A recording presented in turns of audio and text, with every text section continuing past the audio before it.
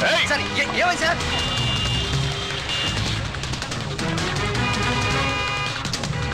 మీరు sir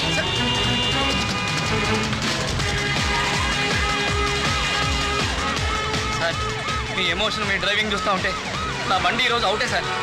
sir నా ఓనర్కి నేనేం చెప్పుకోవాలి సార్? సార్ కొంచెం స్పీడ్ తగ్గించండి సార్. సార్ అసలు ఏమైందో చెప్పండి. మినిస్టర్ కారుకి అడ్డంగా పెట్టి సార్. ఎవరాను? ఈ బండి ఎవరో తెలుసా? మినిస్టర్ బండి. చెప్తే సమేత లేదు, ఈ మినిస్టర్ బండి.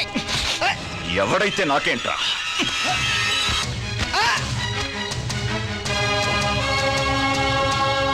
ఎవరా నువ్వు? ఏంటి రౌడీజమా? మీలో మినిస్టర్ ఎవరు? ప్రస్తుతం ఇతను, నెక్స్ట్ ఎలక్షన్ లో నేను. ఏంటంటా? మినిస్టర్ వి జాతీయ జెండాను ఇలా తలకిందులుగా ఎగరేయడానికి సిగ్గులేదు? అది కాదు ఆగు.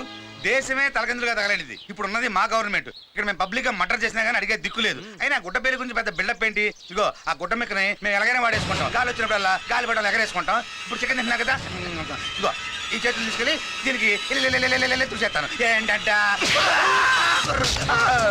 ఈ జాతీయ జెండాను ఎగరేసే హక్కు సంపాదించడం కోసం ఎన్ని యుద్ధాలు జరిగాయో, ఎంతమంది ప్రాణాలు పోగొట్టుకున్నారో తెలుసా?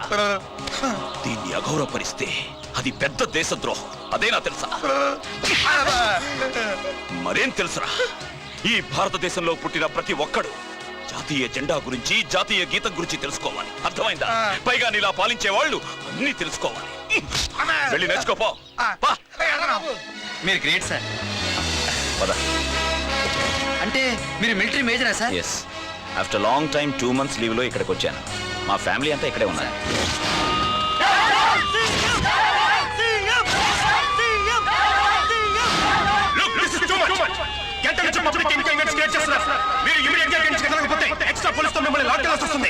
ఏంటి ప్రాబ్లం? ఇంత పెద్ద ట్రాఫిక్ జామ్ అయింది. లాస్ట్ వీక్ నుంచి స్టూడెంట్స్ కి గవర్నమెంట్ కి మధ్య ఇదే problem sir.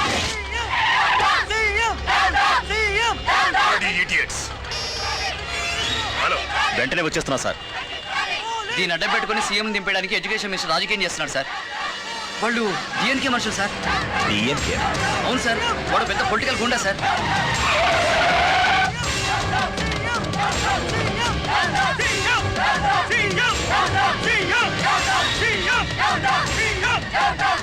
This is my last warning to you. మర్యాదగా వెళ్ళండి.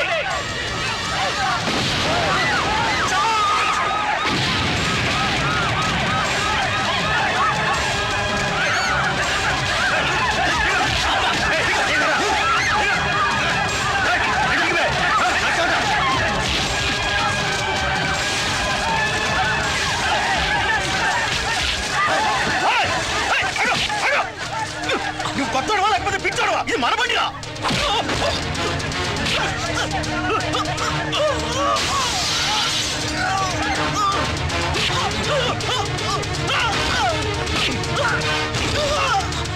మరి ఇదేవరు బండ్రా? చదువు చదువు. ఏమని రాస్తుందో చదువు. చదువు చదువు చదువు చదువు. అందరికీ వినబడేలా చదువు. ఈ బస్సు మనందరిది. ఈ బస్సు మనందరిది. జాగ్రత్తగా కాపాడుకోవడం మనందరి బాధ్యత.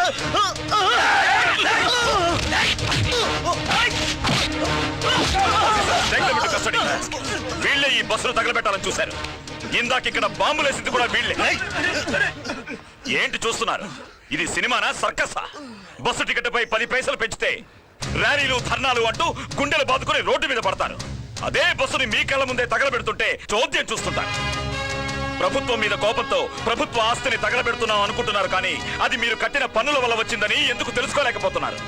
ఎవడో రాజకీయ నాయకుడు వాడి స్వార్థం కోసం మీ మధ్యలోకి రౌడీల్ని పంపి రక్తపాతం చేస్తుంటే మీరు దద్దమల్లా చూస్తున్నారు. ఎవరు కాలేజ్ స్టూడెంటో, ఎవరు గూండానో మీరు గుర్తుపట్టలేరా? ఈ నా కొడుకులు స్టూడెంట్సా? సార్, వీళ్ళు గూండాలు, స్టూడెంట్స్ కాదు. అరెస్ట్ చేసి తీసుకెళ్ళండి సార్. స్టూడెంట్స్ కి పోలీసులకి మధ్య జరుగుతున్న ఘర్షణలో మేజర్ సూర్య హఠాత్తుగా వచ్చి పెద్ద ప్రమాదాన్ని తప్పించారు. అమ్మో, భయంగా ఉంది. చూసారా? చూసావురా, నువ్వు చేసిన ఘనకార్యం టీవీలో చూపించారు. ఎందుకురా వచ్చి రాగానే అనవసరమైన గొడవ? అమ్మా, నే గొడవలు చేయడం కాదే, చేస్తున్న గొడవలు ఆపాను. టీవీలో విషయం చెప్పలేదా? ఈ టీవీ వాళ్ళు ఎప్పుడు ఇంతే, చెప్పాల్సిన విషయాలు ఎప్పుడు చెప్పరు. అది సరే గానీ నీ ఆరోగ్యం ఎలా ఉంది? బాగుందిరా. అన్నయ్య, ఏయ్, ఏంటిది మీనా? ఏమైందన్నయ్య? రుబ్బురోల్లా తయారయ్యావంటే ఎక్సర్సైజ్ చేయడం లేదా? 3 పూట్ల చేస్తున్నానే. ఇదేనా? అమ్మా ఈ రోజు నుంచి దీనికి ఫుడ్ కట్టు. ఉండండి రా, ఇది నీకు నీకు గొడవలు లేకుండా అందరూ షేర్ చేసుకోండి. ఓకే, ఈ చైన్ మీనా. మరి అక్కలకి ఎవరు? మన ధ్వజస్తంభాలక? వాళ్ళ లెవెల్కి నేనే కొనగలనే, నా లెవెల్కి తీసుకొచ్చా. అవన్నీ సరే గాని ఆ గొడవలేంటి దొమ్మిలేంటి నీ బుద్ధులు ఇంకా మార్చుకోవా? ఇంకేం మాట్లాడు, వెళ్ళేప్పుడు ఎలా వెళ్ళాడో వచ్చేప్పుడు కూడా అలాగే వచ్చాడు. మీరు మాత్రం మారారా ఏంటి? కిలోల నగలు దిగేసుకోవడం మానేశారా? పూటకో చీర కట్టుకోవడం మానేశారా? లక్షణమైన ఆడపిల్లలు అనిపించే పని ఏదైనా చేస్తున్నారా? అడిగితే ఐఏఎస్ ఐపీఎస్ భార్యలు అంటారు. బుద్ధులనేవి పుట్టుకతోనే వచ్చేవి, అవి మారవు. నాన్న బాగున్నారా? ఎలా బాగుంటాన్రా? రావడంతోనే ఎమ్మెల్యేని కొట్టావు, ప్రభుత్వం విషయంలో జోక్యం చేసుకుని స్టూడెంట్స్ ని కొట్టావు, మంత్రుల దగ్గర నుంచి ఎమ్మెల్యేల దాకా ఒకటే ఫోన్లు. ఎలా బాగుంటావు? నిన్నటి వరకు బానే ఉన్నాం, ఇప్పుడు మొదలయ్యాయి బీపీలు, టెన్షన్లు. అంటే ఒక రాజకీయ నాయకుడు జాతీయ జెండాను అవమానిస్తుంటే చూస్తూ ఊరుకోవాలా? స్వార్థం కోసం పొలిటీషియన్స్ ప్రజల జీవితాన్ని నాశనం చేస్తుంటే నోరు మూసి కూర్చోవాలా? ఇలాంటి ప్రాబ్లం సాల్వ్ చేయడానికి గవర్నమెంట్ కు సిస్టమ్ ఉంది. ఆ సిస్టమ్ సిస్టమేటిక్ గా లేదు కాబట్టే దేశం ఇలా తగలబడిపోతుంది. నువ్వు ఒక్కడివే ఈ దేశాన్ని ఉద్ధరిస్తావా? అవును, అవసరమైతే అది కూడా చేస్తా. నిన్ను బాగు చేయలేం. నువ్వు లోపలికి పదరా. ఇంత ఫైరా!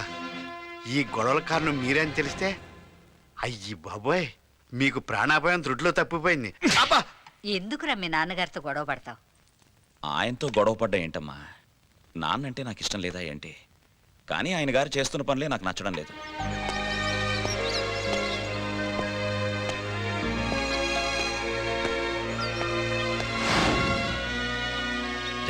పొద్దున్నే ఏంటయ్యా ఈ గొర్రెల మంద? గొర్రెకి అసహ్యనే కదండి నమ్ముద్ది. ఏంటి? అంటే రోజులాగే నేను ఎలాగోలా మేనేజ్ చేసి పంపిస్తాను, మీరు లోపల నడవండి. ఏంటయ్యా? మా ఏరియాలో మరుగుదొడ్లు కడతా అన్నారు, ఇంకా కట్టలేదు సార్. మినిస్టర్ గారు ఏమన్నా తాపి మేసరా మీ ఏరియాలో మరుగుదొడ్లు కట్టడానికి? ఏంట్రా నువ్వు తీసుకొచ్చావు గిఫ్టా?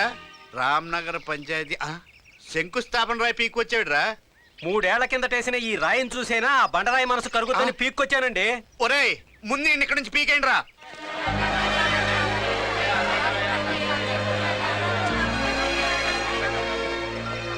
ఈ రోజైనా మంత్రి గారు మమ్మల్ని కలుస్తారా లేదా, మా సమస్యలు తీరుస్తారా లేదా? తీర్చకపోతే గుడ్ మార్నింగ్ బాబు. జాగింగ్ నుంచా? నేను జాగింగ్కి వెళ్ళేవాడిని. నా పేరు పీకే బాబు కదా, కుక్కలు నన్ను మటుకు పీకేసి రండి. మినిస్టర్ గారిని కలిసే వరకు మిమ్మల్ని కదలేము. కుక్కల పీకుడు కన్నా మీ పీకుడు ఎక్కువైపోయిందయా. ఏం లేదు బాబు, మన నియోజకవర్గంలో స్లమ్ ఏరియాలో ఉంటారు, మన గుడిసెలు అంటిపోయి రోడ్డు మీద పడ్డారు. అదే మనం అంటించలేదు.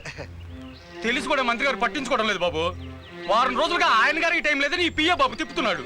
అదే ఎలక్షన్ల ముందు అయితే మాత్రం పొద్దున మధ్యాహ్నం సాయంత్రం మా ఇళ్ళ చుట్టూ తిరిగి ఓట్లాడుకోవడానికి అయితే టైం దొరుకుతుంది. మీరు మాత్రం ఓట్లు ఉత్తినేశారా? బట్టలు బిందులు ఇస్తేనే కదా బాబు, ఇది రొటీనే. ప్రతి రాజకీయ నాయుడు ఇంట్లో ఉండే బాధలే. మీరు పదండి. మీరు ఇంకా అలా చూడకండి, ఇంక చాలా చెప్తారు. పదండి. దీంతో 48 అమ్మా. మొత్తం 50 పట్టు చీరలు 100 శాలువాలు సరే. లెక్క చూసుకో. అలాగే. అవును, లాస్ట్ టైం పేమెంట్ ఇంకా పంపలేదే? ఇస్తే మీరే కదమ్మా తిప్పమించేశారు. పంపక 5000 చీరకు 1000 రూపాయల పంపడం. అమ్మో, అది అమ్మే రేటు ఇది కొనే రేటు. అన్నయ్య, వీళ్ళ మొగ్గులు చేసిన వెదో పనులకు వచ్చిన గిఫ్ట్లు ఇవి. నెలకోసారి చీరలేమో వందన బ్రదర్స్ కి, స్వీట్స్ ఏమో ఎల్లారెడ్డి స్వీట్స్ కి, డబ్బులేమో వీళ్ళ బ్యాంక్ అకౌంట్స్ కి వెళ్ళిపోతాయి. Successful business women. తిరుపతి లడ్డుకి 2 కిస్మిస్లు అద్దినట్టు వీడి ఫేస్ని తిన్నదారక వీడు, తిన్నాక తినలేక వీళ్ళు. రండి సార్. బాగున్నానండి. మా సార్ మీకోసం ఎదురు చూస్తున్నారు. పదండి. ఈ పండ్లన్నీ కుళ్ళిపోయాయమ్మా. మేం తింటావా నువ్వు తింటావా? ఏదో రేట్ గట్ట అమ్మేవయ్యా. అలాగే అమ్మా. పదవే. రండి సార్. సార్ గారు అబ్బాయి గారు, ఈ బుల్లి అబ్బాయి గారు. నమస్తే. మీరు పదండి.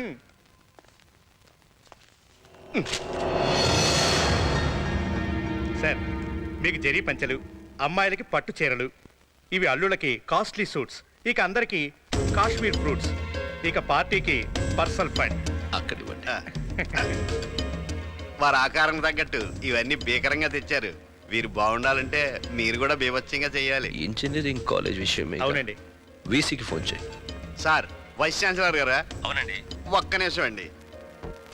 హలో, నేను బాలగంగాధర్ని. చెప్పండి సార్. బుల్లబ్బాయి గారి ఇంజనీరింగ్ కాలేజ్ విషయం 2 days అయిపోతుంది సార్. ఓకే, అయిపోవాలి. Okay sir. Thank you.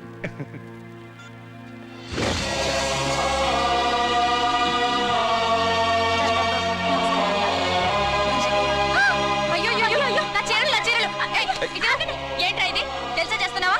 అన్నీ తెలిసే చేస్తున్నాను. ఇదిగోమ్మా, మీరు వెళ్ళండి. ఆ చీరలన్నీ ఇలా తీసుకురండి. లేపాక్షి, మీరు వెళ్ళండి అమ్మా. ఎవడా జనాభా సొమ్మని మా చీరలన్నీ నువ్వు అలా దానం చేసావరా? అవినీతితో అధికారంతో మీరు వాళ్ళ దగ్గర దోచుకున్నది వాళ్ళకే తిరిగి ఇచ్చేశాను తప్ప రే నువ్వేం మాట్లాడుతున్నావో అర్థమవుతోందా? తిన్నది అరక్క సరిగ్గా నడవలేక దొర్లుకుంటూ వచ్చేవాడి పనులు ఫోన్ల మీద ఎందుకు జరిగిపోతున్నాయో, పూట గడవక ఎండిపోతున్న వీళ్లు పెట్టుకుంటున్న అర్జీలు ఎందుకు డస్ట్బిన్ లోకి వెళ్తున్నాయో నాకంటే మీకే బాగా తెలియాలి. బాగా తెలుసురా.